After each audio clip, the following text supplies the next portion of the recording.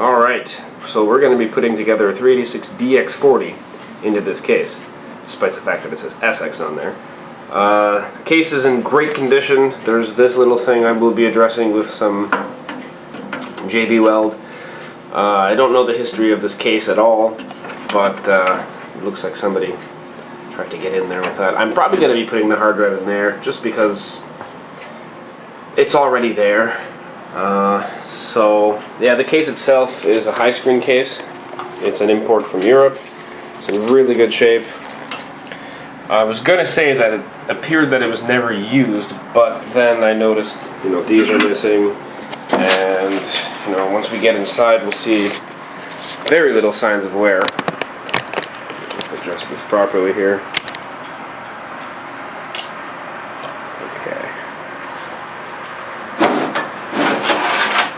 So there's not too many scratches on there. I'll take a Windex to it. Actually, it does look like there was a monitor. I can see the faint outline of a base. So yeah, perhaps not a new old stock case, but definitely one in great condition. The inside has also been painted. So yeah, we're gonna put it together. Here are the parts that we're gonna use for that. Oh, just wanted to show one thing. I put this away.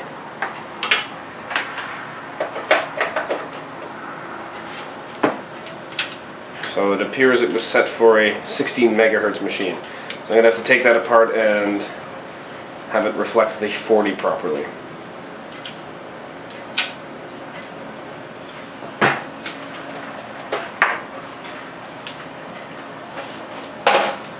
The parts we're going to use: standard floppy diskette drive, an ST329 0A, which is, 250 meg hard drive. It came out of the 486 machine that I built previously. One of these two sound cards, I'm not sure which one yet. They both have a Yamaha OPL chip on them, so whichever one works. I don't know yet, we'll see. We'll give it a proper, decent sound card.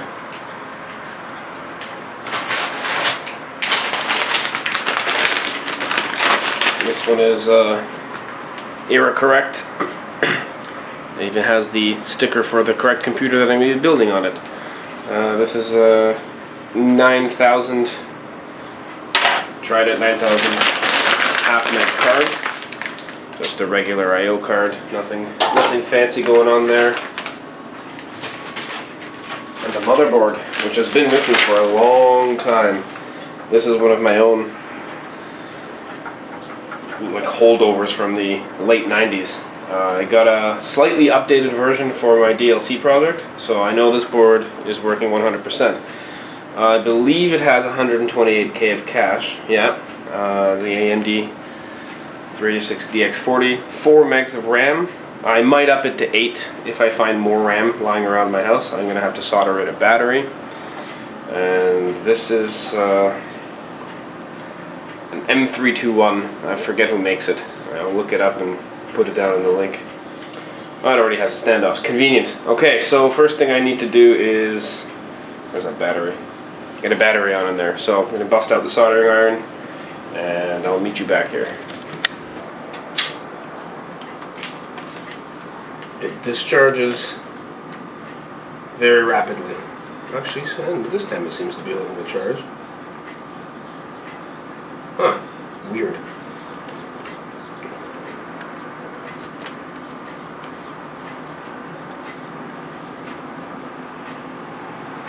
Okay, well then that part is taken care of then. Alright, so I'm putting it all together now. Take these tie straps off.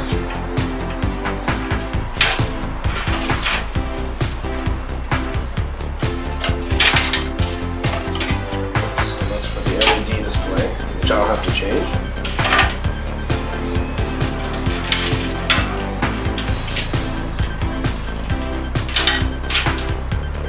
So we have a speaker.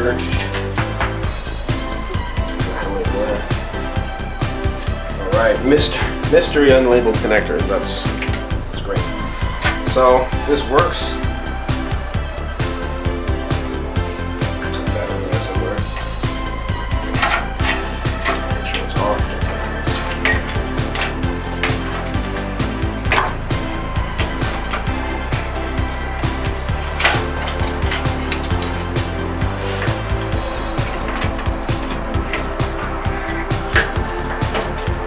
I could put a brass standoff in there. Let me see if I have one.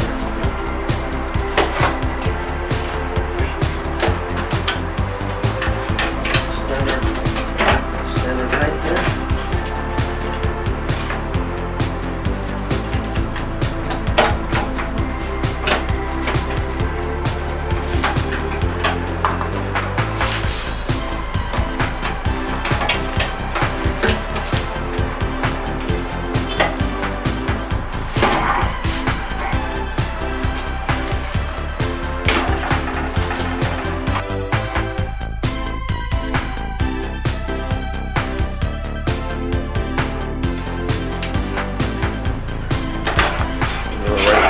Now I'm just installing the brass. It's hidden behind here. The brass standoff there.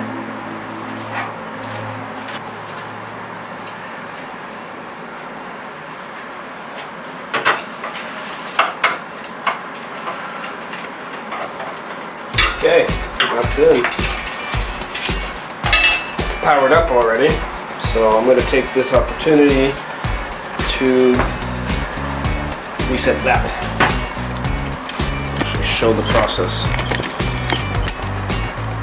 of setting random jumpers until you get the right one.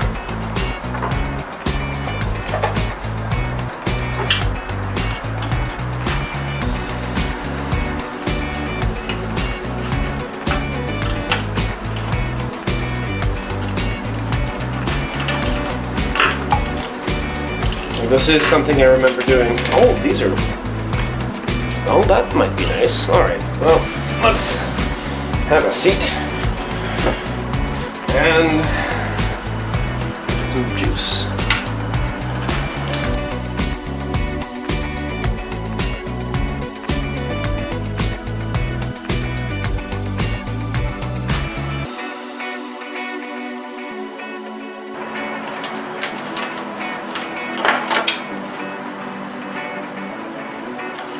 So you were wondering what it was. Usually these are jumpers and you gotta move the jumpers around and it's a very tedious process, but this seems to be a good quality case.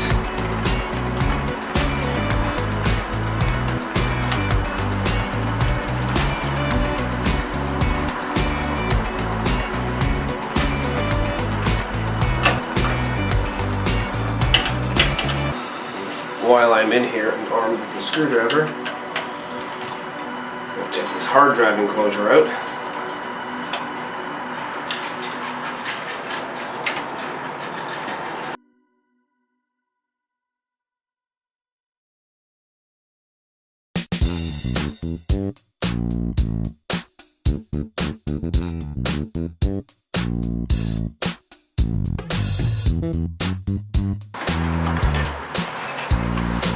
So these generally need a key to come out, but if I remember correctly, if you pull this out far enough, the latch there it is, will free it and it'll just come out. And I think it's just, yeah, pops open. Okay. Let's get our drive in here.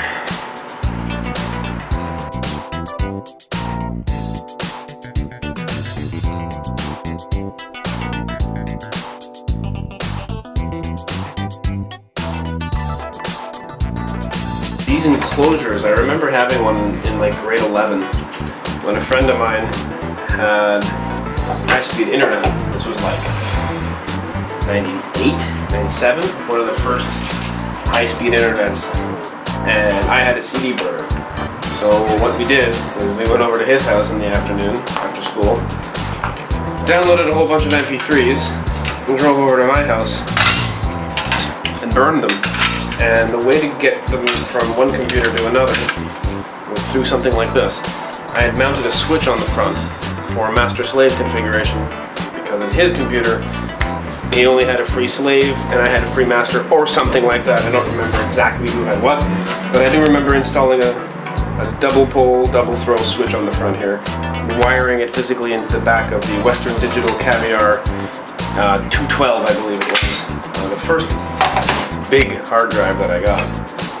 So that was perfect for their MP3s, and we would cart them back and forth using something like this. So we each had a tray in our computers, and we had the one, I don't even know what this is, carrying case, transporter.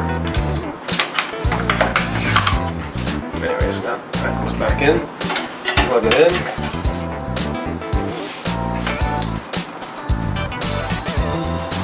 Did I bring my IDE cables here? Alright. So, yeah, that goes to the controller card. Actually, one more thing I want to check. Because I've decided I'm going to put a CD-ROM in here as well. Will this slave? I have to check these jumper settings. So according to the internet, this is the way I'm supposed to jump this. Jumper 3 and 4 must be sharded for master in a 2-drive system because we're putting a CD-ROM. Problem is,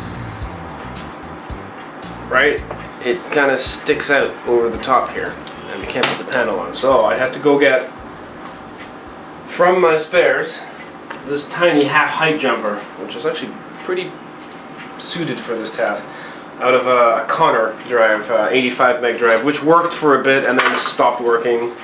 Real shame because it was in my 386 SX16, but I did just end up getting another 80 meg hard drive for it. So I have opted to use a CD-ROM. I've chosen this one. This is a CD-ROM XM6002B. From March 1997. It's a little bit out of spec for period correctness, but this is the oldest and slowest CD-ROM I had. I think this is, I'll look it up, I think this is an 8-speed. Anyways, this one also has to be slaved, and it is in slave mode, so. Actually, this should go in first.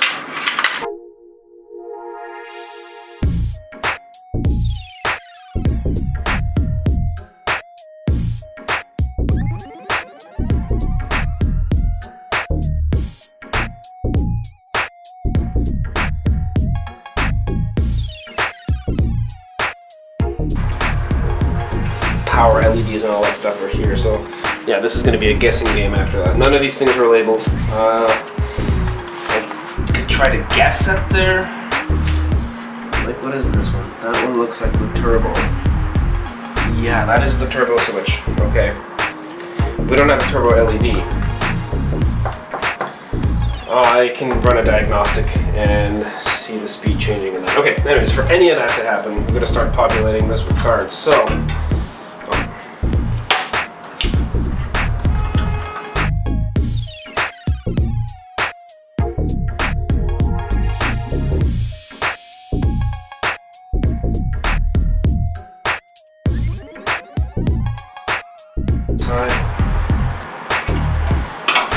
first up, video card.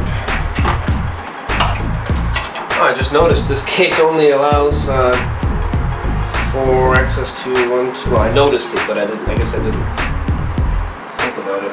Oh, they already have labels on these, so monitor will go in that one. I'll turn the case around and I'll show you what it means. Game parallel 1. Well, that's certainly not going to line up, so I'll just do my best here, like this. And maybe I'll stick that here, because it's only an 8-bit slot, and I will have a sound card coming in, and for the Kompakt, I believe this is a 33.6. There's a Kompakt spare number on it. PSB 228 high-speed fax voice modem. replace modem with Kompakt spares 225.259-031. Yeah, I mean, I have a case full of these, so why not put them in? Just plug and play. Don't see any jumpers. Well, let's see if it'll go. Put the modem there.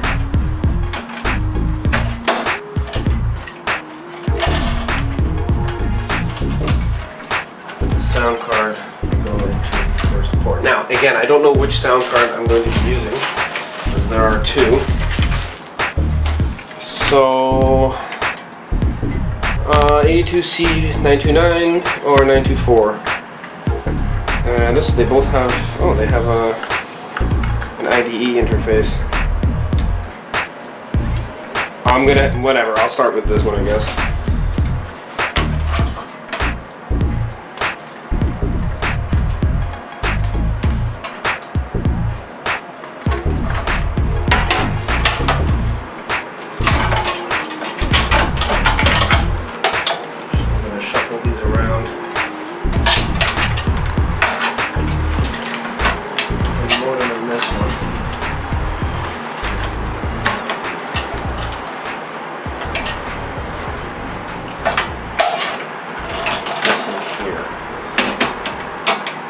I'm going to leave this off because I need to do I'm going to see if this thing posts first. And I'll throw a, nope, because that's going to go in there. Okay, good. So at least I won't have to be short on blanks. Okay, I'm going to go get a monitor. Alright, so I got myself a monitor, I got a keyboard, and I plugged in most of these things where I think they should go. I guessed on a lot of them, so we'll see if that works. I also plugged in the IDE cable to the controller card and the floppy cable to the floppy drive. And there's also an option to put the B drive in, 5¼ inch connector there. So recapping, we have the video card, the sound card, the I/O card, and the modem. And let's give it a smoke test.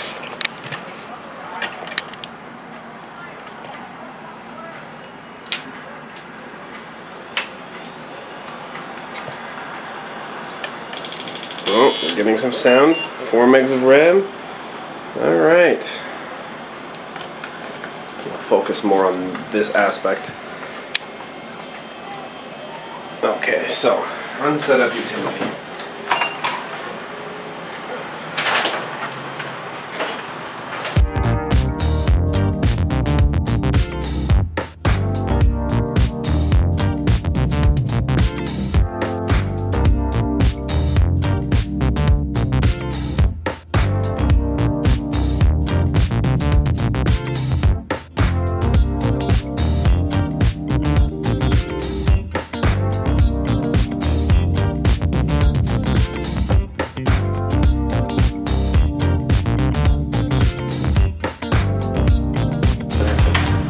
There should already be an OS on this. Actually, while I'm here, let me check if the reset button works. Yeah, that does. Okay.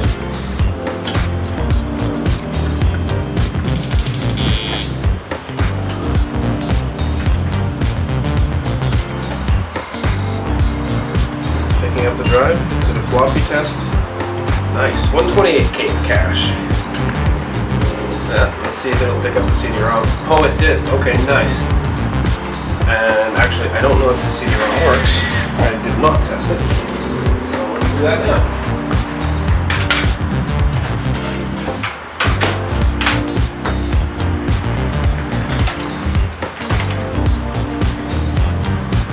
Ah, good. So CD-ROM also works. Alright, let's run a diagnostic on it. Let's get out of this commander. Anyways, Windows on here.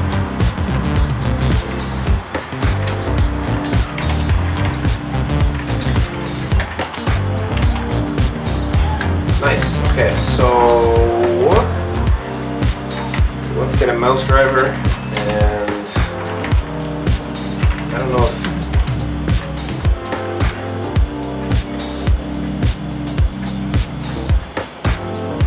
version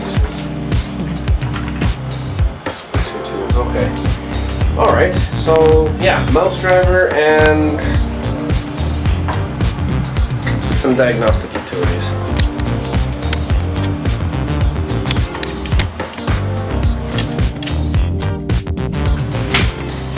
Alright, mouse driver is in the drive bay.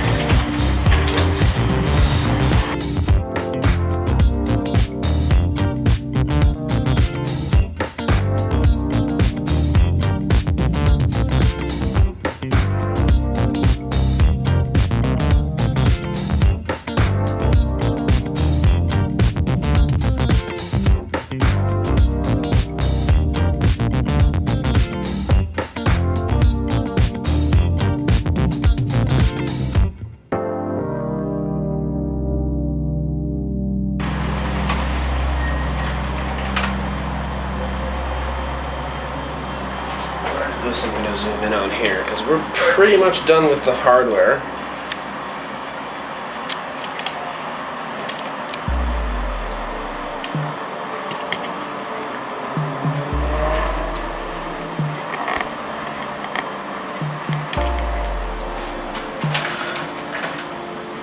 Yeah, okay, that's pretty visible.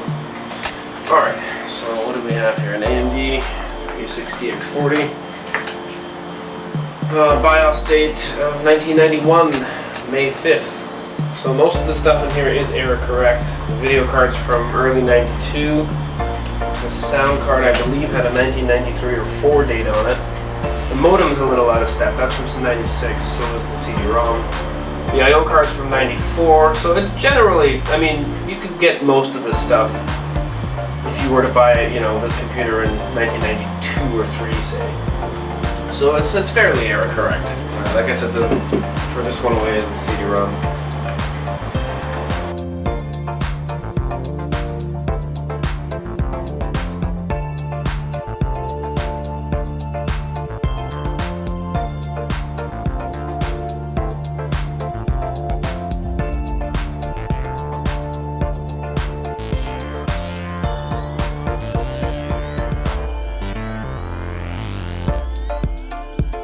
Alright, so after loading some drivers, testing out the sound card, I settled on the 924 because it was the first one in. So this is what it looks like here now. You've got your game, COM2 monitor, speaker out, COM1 parallel. I put blanks where the original ones were. So yeah, that's it. The attempt at cable management was done. So it's not the greatest, but it does the job, I guess. So this is the machine, so I'm going to be covering it back up now. And so I also brought that to an appropriate 20 megahertz. And that's it. There's a disc in here, so gotta remember to get that out. Yep, so I'm going to be popping the cover back onto it, and we'll do a demo. I'm not going to be screwing it down because I am going to be putting 8 megs of RAM into this. It does need it, I think. So I've decided that I'm going to put 8 megs of RAM into this computer, and this is all 60 nanosecond memory, so it's pretty quick. Should be a good performance boost for this machine. Alright, so the 386 did receive the 8 megs of RAM at 60 nanoseconds. They work well with the system. The system is actually very clean, very nice. I took care of that slight crack with some epoxy. So it's on its way. It's been boxed up. Some pictures I'm going to show you guys of it, and I hope you enjoyed the build. And yeah, bid accordingly if you're watching it and it's still available. See you next time.